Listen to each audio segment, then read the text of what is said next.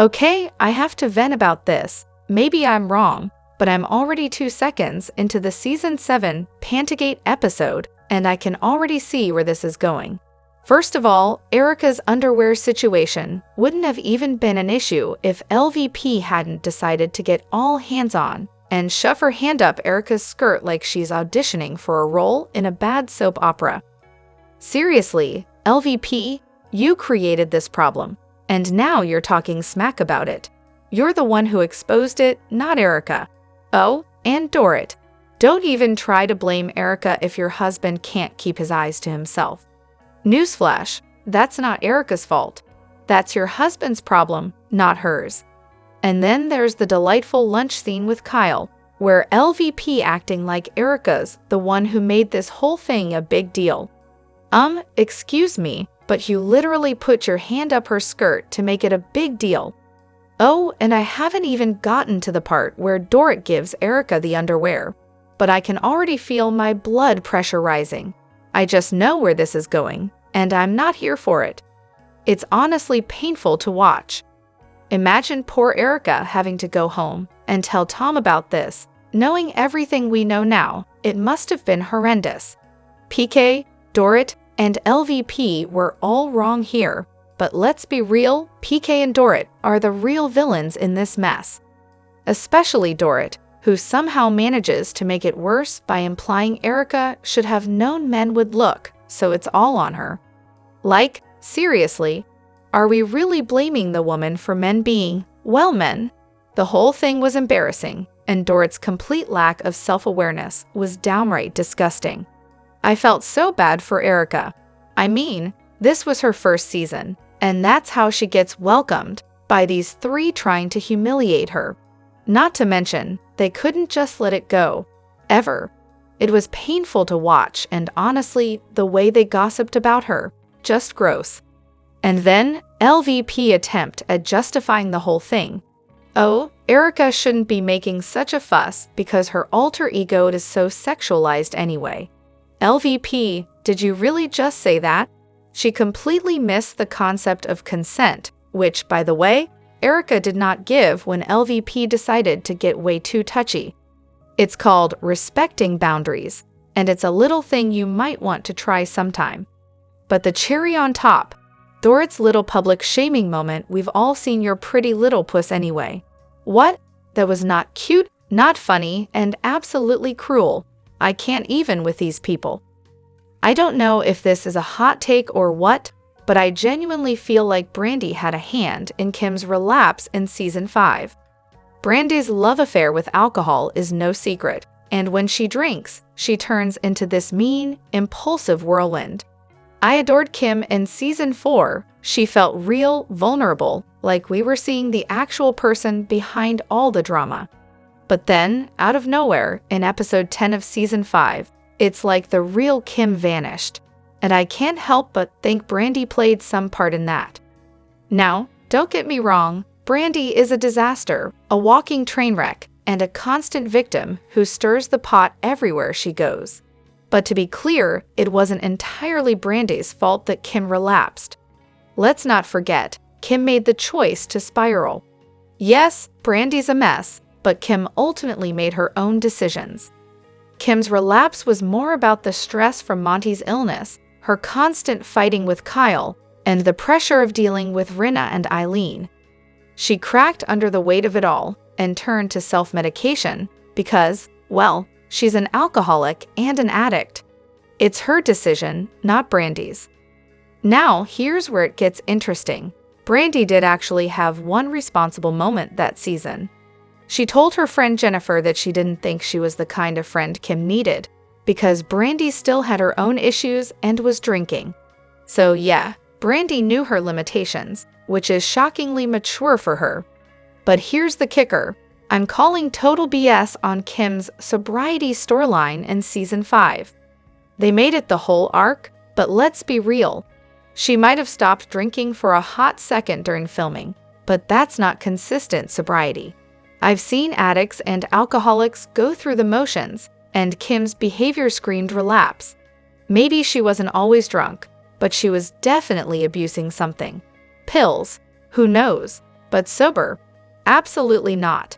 She was clearly not in control, and we saw it over and over, even outside the poker night at Eileen's. I'm just saying, if you watched that season and didn't catch Kim's struggles, I don't think we were watching the same show. Brandi may be a certified mess, but the way she interacted with Kim wasn't the cause of her relapse. In fact, Brandi was the only one showing her any kind of support. If anyone's to blame, it's Rinna's relentless bullying and Kyle's complete lack of support and trust in Kim. That's what truly pushed her over the edge. The Belvedere with soda, 3 lemons squeezed, carcass out order. What a masterpiece. Imagine what would happen if Dorit walked into a place and they didn't have Belvedere. Would they even survive the encounter?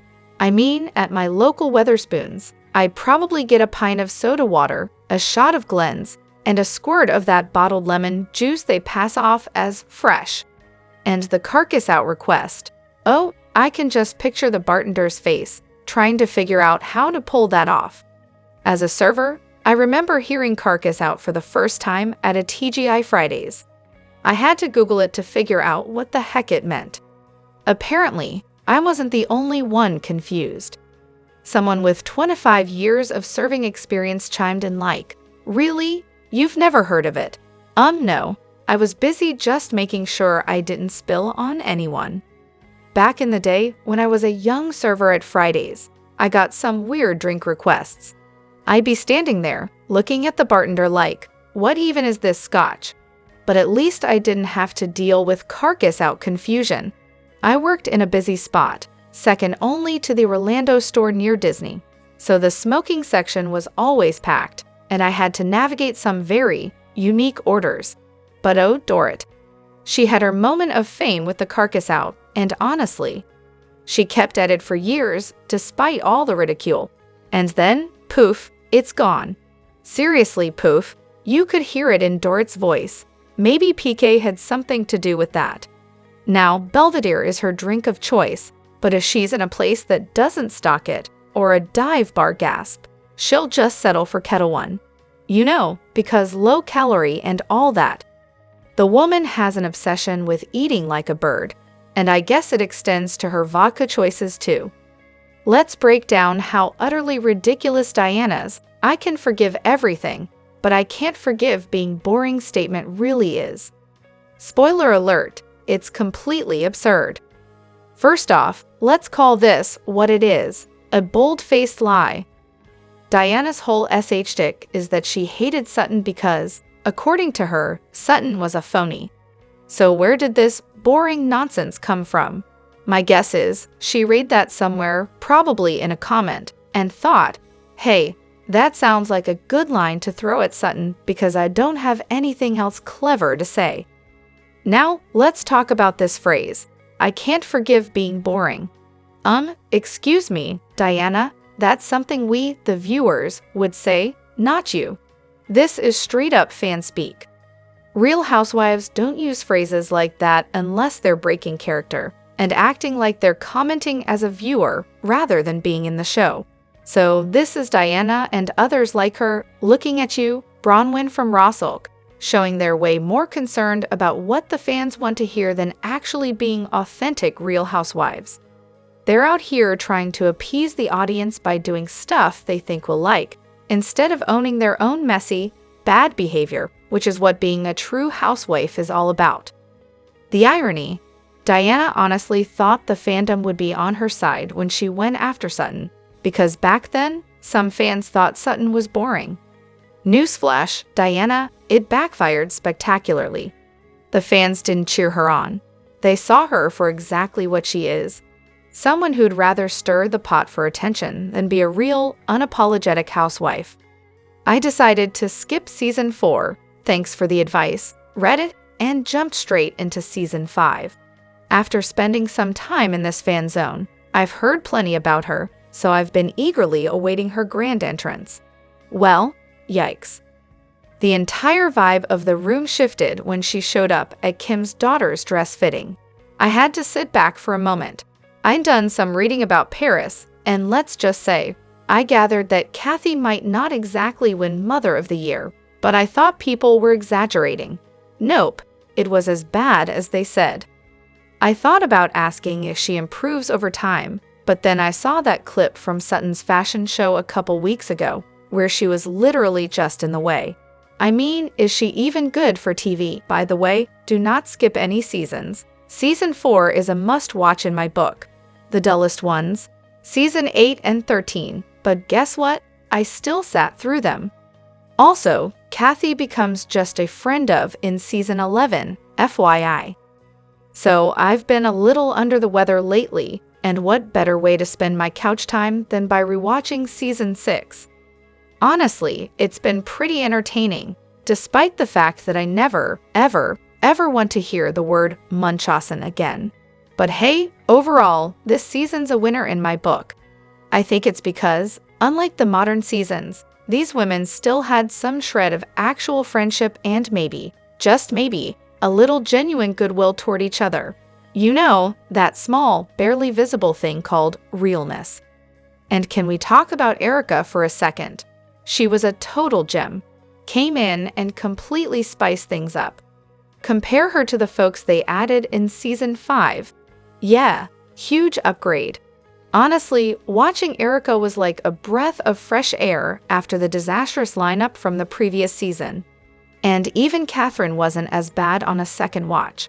I mean, after enduring Joyce and Carlton, Season 5 felt like a chore.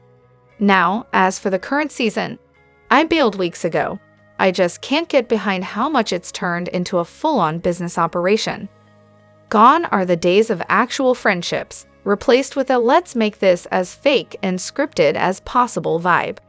Sure, it can still be entertaining, but for me, it's just not. It feels like they're all just going through the motions, and I can see the cracks forming.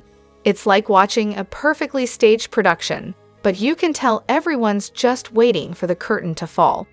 But hey, just one person's opinion here. I'm sure some will disagree, but if you ask me, it's all downhill from here. Don't get me wrong, there are still some decent seasons ahead, but none of them will ever live up to what came before. Season 6 might just be the high point.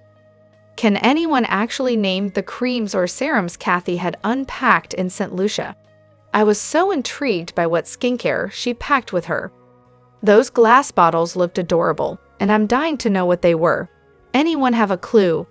Well, I can tell you about the time I got completely duped at a skincare place on Rodeo Drive in Beverly Hills, right across from Villa Blanca.